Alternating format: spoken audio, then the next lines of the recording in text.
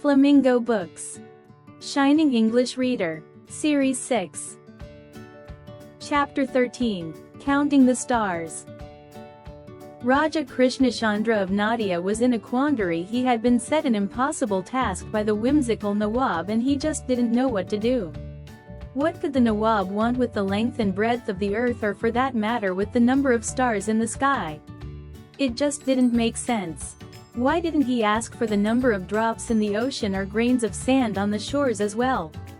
The Raja had demurred when the problem to measure the earth and count the stars was presented. The Nawab, however, had been adamant and said, "This is an order and obey it you must." So it was that the Raja was sitting in his courtyard chewing a pan and pondering over his bad luck. Just then Gopal Band entered the mansion.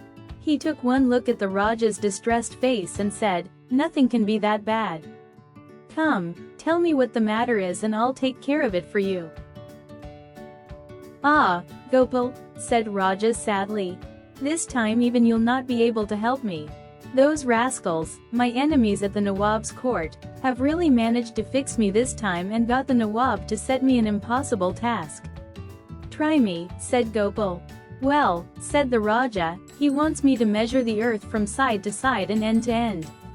As if that wasn't enough, he wants me to count the number of stars in the sky for good measure. Now tell me, why would anyone want such a thing done?" "Oh, is that all?" asked Gopal Band. "You don't worry at all. Just appoint me your official earth measurer and star counter and I'll deal with the whole problem. Only, tell the Nawab since it's such a complicated task, it will take at least a year to complete and 1,000,000 rupees of expenses will be needed." The Raja readily agreed, for, if the job was not done it would be Gopal's head that would roll, not his. He went to the Nawab and got Gopal the time and the money. For a whole year Gopal enjoyed himself. He spent the money on delicious food and good things. He built himself a fine house and decorated it exquisitely. He entertained his friends lavishly. At the end of the year, the money was over. He went back to the Raja jingling the few coins that were left in his pocket and said with a worried frown, "The job is much more complicated than I thought and so it will require another year besides another 1,000,000 rupees. The Raja reluctantly petitioned the Nawab, who reluctantly agreed, and Gopal Band went back home, once again to enjoy himself. At the end of the second year, Gopal got ready to present his result to the Nawab. When he was ready he set off for the Nawab's court with a really curious retinue in attendance. There were 15 carts piled high with tangled and knotted string, followed by 5 sheep with really thick, matted woolly hair. He led this curious procession into the Nawab's court and presented himself with a graceful bow. The Nawab was quite puzzled when he saw all this. "Ah," said the Nawab. "Have you completed the task?" "Indeed," answered Gopal confidently. "Then tell me," said the Nawab. "How long is the earth and how wide is it?